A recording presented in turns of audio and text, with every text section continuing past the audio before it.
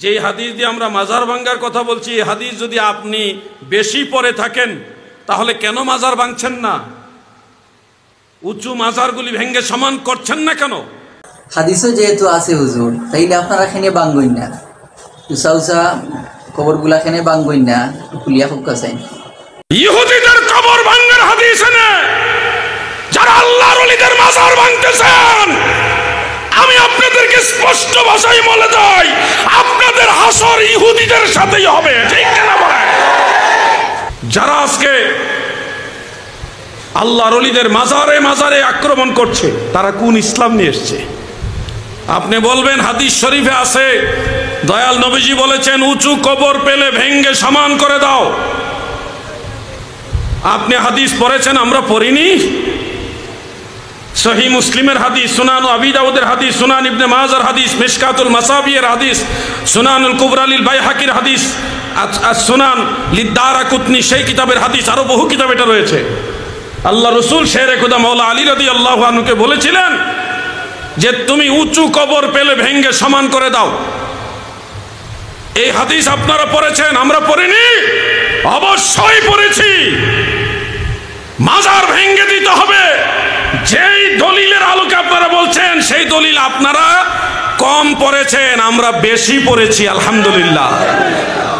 বলবেন জেহাদি ভাই, যদি আপনি বেশি পড়ে থাকেন, যে হাদিস দিয়ে আমরা মাজার ভাঙ্গার কথা বলছি, হাদিস যদি আপনি বেশি পড়ে থাকেন তাহলে কেন মাজার ভাঙছেন না?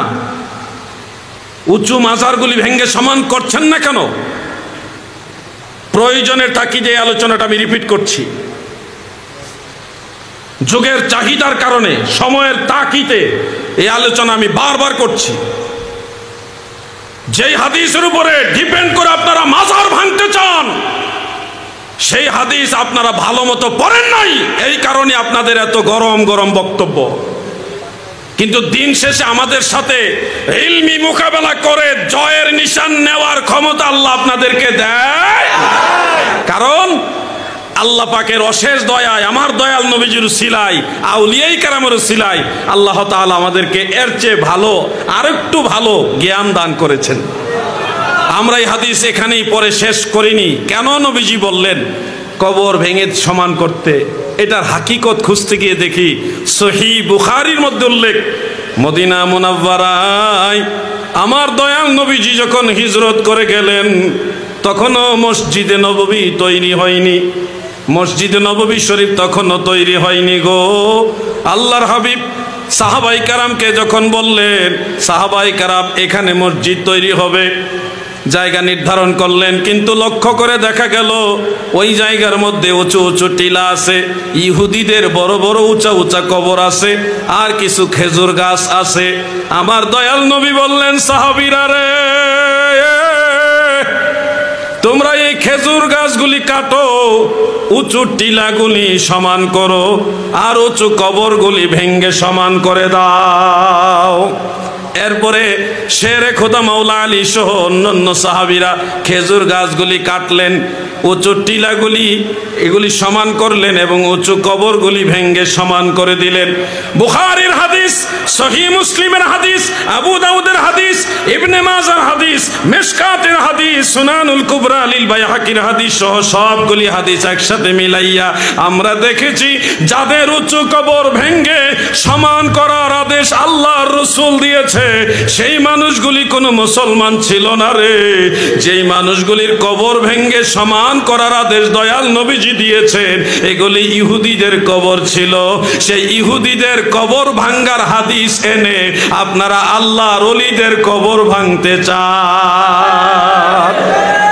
কথা কি বুঝতেছেন আপনারা? এবার আমি প্রশ্ন করি, আপনারা বলুন, আল্লাহ রসুল যাদের কবর ভেঙ্গে সমান করতে বলেছেন, এই কবরগুলি কাদের? সবাই বলেন কাদের?